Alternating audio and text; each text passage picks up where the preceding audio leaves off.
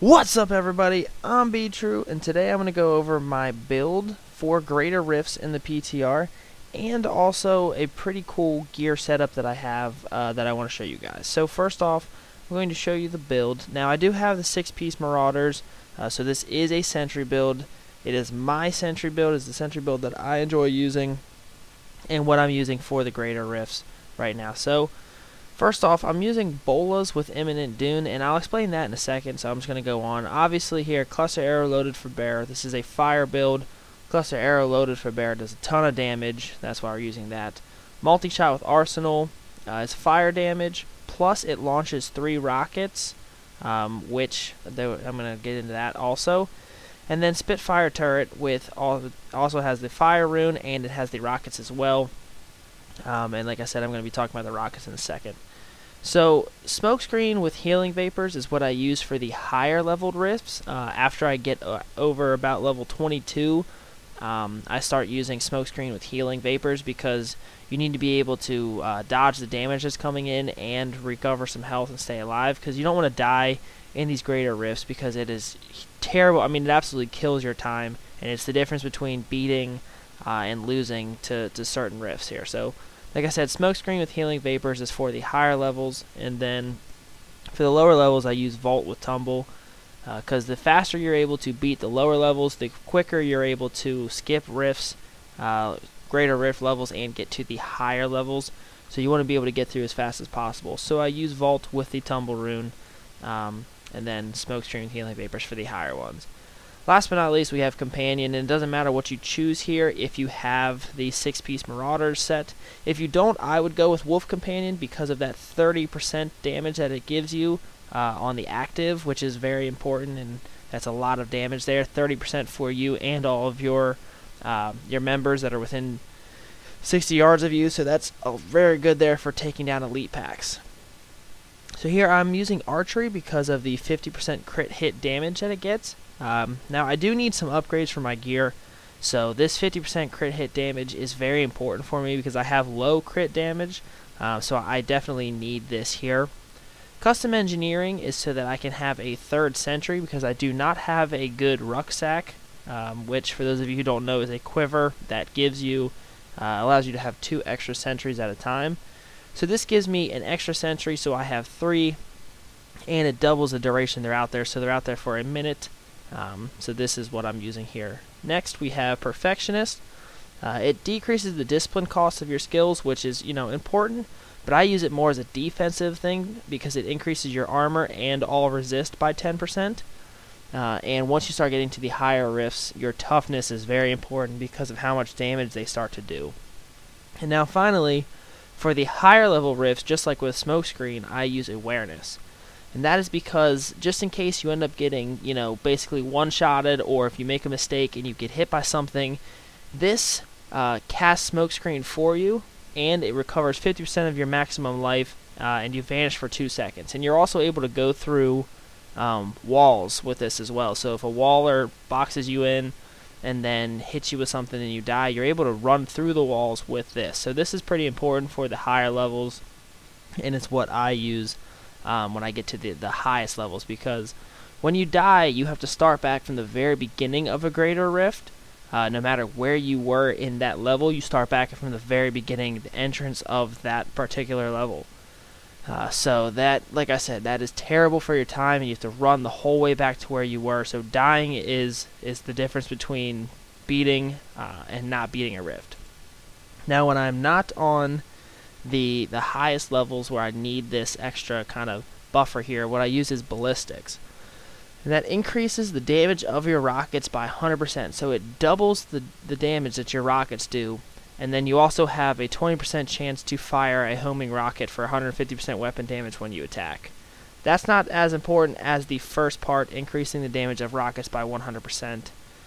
So that 100% goes for these homing rockets that come from your Spitfire turret, as well as these rockets that fire from your multi-shot. And when your Spitfire turret fires a multi-shot, it lets go of its own homing rockets, and when it shoots a multi-shot, it also gets rid of these rockets as well. So there's a bunch of rockets flying around, The extra damage from them, the double damage, is very good at clearing out waves.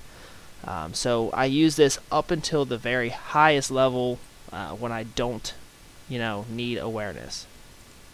So now, with this Bola's Imminent Doom here, the reason I'm using Bolas is because of the weapon setup that I have right here. So first off, my quiver here, Bolas now explode instantly.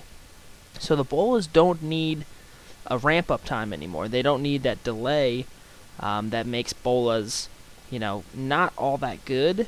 Obviously they're good for AoE, but the delay kind of slows down your damage output. So now when your Bolas are, exploding instantly, that is very good for your damage output that you have. Also, here, however you say, I'm not even going to try and pronounce this, but however you say this crossbow, your projectiles pierce 2 additional times. Now this counts for Bolas as well. I have noticed that when you fire with these Bolas with this crossbow, they will wrap around a target, but they will also pass through and pierce that target. So the Bolas can hit up to 3 people. So they will go through 2 different people and then hit a 3rd person. So when you mix that with the Imminent Doom rune, which here augments the Bolas, so it does 216% weapon damage as fire, so obviously fire damage for the fire build, and 148% weapon damage as fire to all enemies within 14 yards. So now this increases the explosion delay to 2 seconds because of the increased damage, but with the quiver that we have, that doesn't affect it at all. It doesn't have any delay. So they explode instantly. They wrap around up to 3 targets.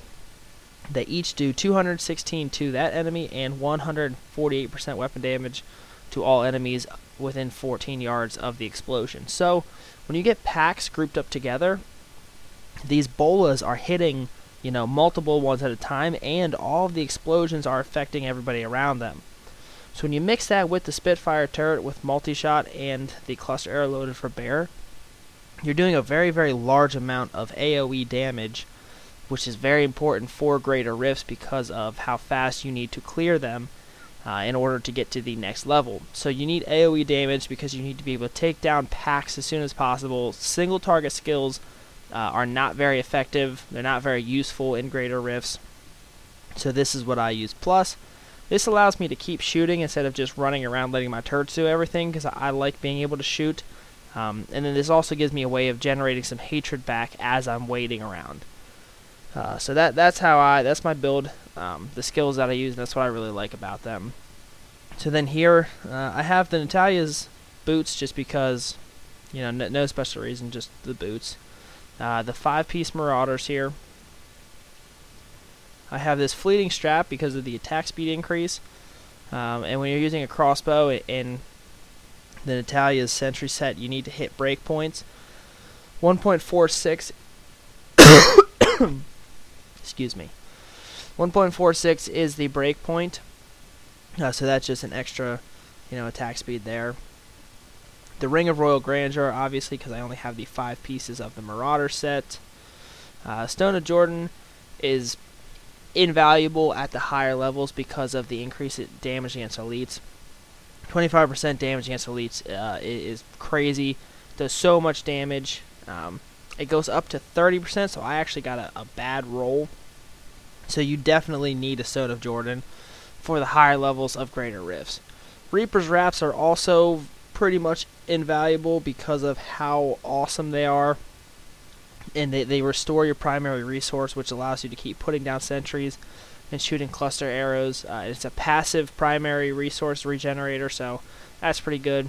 And then this is just an amulet. I need an upgraded amulet for sure, but this is just the amulet that I have. So when you're running this build, one of the most important things you can have is cooldown reduction, and as you can see, I do not have any of it. Now, my live build is a little bit different from this, but this is what I'm using in the PTR for the greater rifts. My live build has more cooldown reduction, so I might bring that over eventually, but right now I'm working on the legendary gems, and I already have a couple, so I don't want to transfer everything over and then lose it right now. So this is when you need about 20 to 30%, so you're able to get your sentries down as fast as possible. You want to be able, the cooldown on them is 6 seconds. You want to be able to get them down about every 4 seconds. So the closer you can get to 30% cooldown reduction, the better. Obviously, fire damage increase is very important because everything is fire damage. Sentry damage increase is huge because it increases all the damage the sentry does, including anything from cluster arrow and multi-shot, whereas cluster arrow only increases the damage of the cluster arrows out of the sentry, and your own, but out of the sentry. But then the sentry damage increases the sentry bolts, the cluster arrow from the sentry, and the multi-shot from the sentry. So sentry damage is very, very important as well. You need as much toughness as you can get because of the higher levels. The damage done scales very, very high. And then you need at least 24% movement speed to be able to cover ground as fast as possible. So that is my build. And then that's my gear. This is slightly unique because of the combination of using this crossbow with this quiver. Now the rucksack is very important, it's very liked for the sentry build because it gives you those extra 2 sentries. I currently do not have a good version of one, so I'm not using it. And I like the way that these 2 legendaries synergize because of the bolas exploding immediately and bolas being able to hit multiple targets. I like that a lot. Now if I wasn't using that and I was using something else, a lot of people like to use the spike trap skill right here, because they'll have like a cannon bolter which makes enemies run to your spike traps actually. But I don't have a cannon bolter. I don't know if I would use a spike trap even if I do. I like having a resource generator. If not, I would probably go with Marked for Death because of that additional damage that the enemy takes. And that's pretty important when you get to the higher levels, when you have to start fighting elite packs, especially for the Rift boss, because they have a lot of damage, and being able to kill the Rift boss as fast as possible is very important when you get to the higher difficulties, because you'll get hit them with like 2, maybe 3 minutes left, and then having that extra damage is very critical for completing the Rift. So yeah, I told you everything. Oh, Paragon points, I guess. You need what you need for your movement speed to get it up to at least 24%. I put everything into Maximum Hatred just so I have enough hatred to kind of play around with using my own cluster arrows and sentries whenever I want to.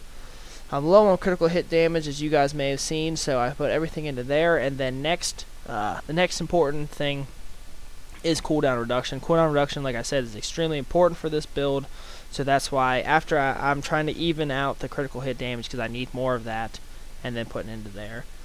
Defense, resist all is the best per point that you can have, so I maxed out resist all and then kind of, do it in armor and life depending on what you need for your own setup here. And then resource cost reduction.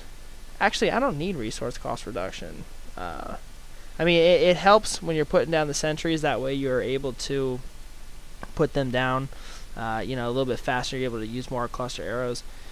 But I wouldn't say you need to max out resource cost reduction. If life on hit is more important to you, I would max that out. Demon Hunters, I mean, they're a little bit tankier in the PTR, but you don't necessarily need so much sustain as a Demon Hunter. You're supposed to really not be getting hit that much, so I'm going to leave it the way it is, but that's for you to decide. Now I'm going to show you just some quick gameplay here. Let's go to Stonefort.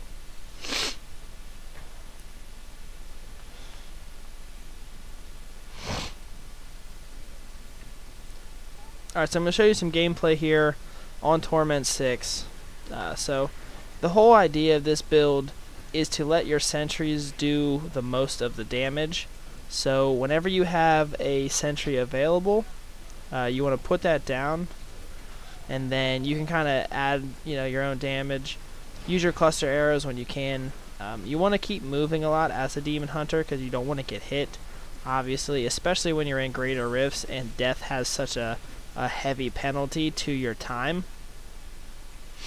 So you definitely want to keep on moving there. But like I said, just put down your sentries and then move around, attack when you can. I haven't gotten any big packs yet, so I can show you how these here we go. So the bolas, you can see here, you can see the bolas going through them. And then obviously a lot of damage is coming from the sentries, but then you're also doing a fair amount of damage with your resource generator because of the fact that your bolas go through them and explode instantly. So that's something that I really like about the combination, because it it gives you the opportunity to help out your sentries, instead of just, you know, some people like to just put them down and keep running around, and that frees up an extra skill slot for different things. You know, I'm not sure exactly what is the most optimized version, but I like being able to use this here. So you guys can do what you want. If you guys don't have one or both of the two legendaries that I have, then I would suggest using something different. Like I said, you can either use Marked for Death for that extra damage, or if you guys want a skill that generates hatred, you can use Entangling Shot with the Justice is Served rune, because then that's going to give you that slow from the Entangling Shot, and the Justice is Served gives you that extra hatred generation. And I haven't gotten any elite packs yet, but when you get an elite pack, you want to do the same thing. Put your sentries down, keep moving, but then you want to use your companion because of that extra damage that it gives. And then for greater rifts, I am going to be putting up some footage of that. I'll leave a link in the description. But you want to keep moving and don't wait for things to be dead. When things are about to die, start moving on, because you want to be, you know, like right there, you want to be almost past them by the time they die. That way you're able to keep moving as fast as possible, and always try and be moving forward. So here you can see we have a champion pack. So then you just want to use your companion skill, lay your sentries down whenever you can, and then keep moving. Try and avoid their AoE and their skills that they have, and your sentries will basically kill anything for you. So there, Torment 6 just took down a champion pack in a couple seconds. You want to be able to keep moving, and that's, so you can see here awareness was just used, and that's why when you're in the higher difficulties of the greater rifts, just in case you end up getting hit by something that you're not expecting, awareness is really helpful for you. And see right there, a death wouldn't be that, you know, it's not that costly because you can just revive where you are, but in greater rifts you can't do that. So that's why death should be avoided at all costs. It's even better to sacrifice some DPS if it means not dying, because that extra time will be made up from not dying and not having to run around. But one other thing I wanted to talk about here that I like with this setup, because of having the primary skill here, the primary resource generator, there is a legendary gem, and I'm going to put a link in the description for my legendary gem setup video, because I did just get some legendary gems, and I want to show you guys that. And if you don't know how they work, that video will explain everything to you, and you'll get to see all the different ones that there are. But there is a legendary gem who the primary effect is it increases the damage of your primary skill generators. Okay, so bolas would have its damage increased, and I think it starts off at 50%, so it's a 50% increase to your bola damage right off the bat. Now those are infinitely upgradable, so you can upgrade that you know, infinitely, and you can get that damage to a lot. So you can get up to, you know, 100% increase on your bola damage, which after this rune and the setup that I have, that would be pretty impressive. It would do a lot of damage. And then the secondary effect of that gem, once you hit level 50 for the gem when you upgrade it, is that primary resource generators heal you for 2% of your maximum life. And I think the secondary effects are upgradable. I'm not sure yet. Nobody has one to level 50 that I know of, so we have not been able to test that. But if they are upgradable and you can upgrade that 2%, then that would be even more important. So then your primary skill would become actually very, very important, very helpful. And then with this combination of the AoE explosion with the extra damage and the instant explosion and hitting multiple people, that'd be a really nice combination there. So those are things that you want to think about when you're making a build and trying to synergize with stuff. Here, I think I should have it here.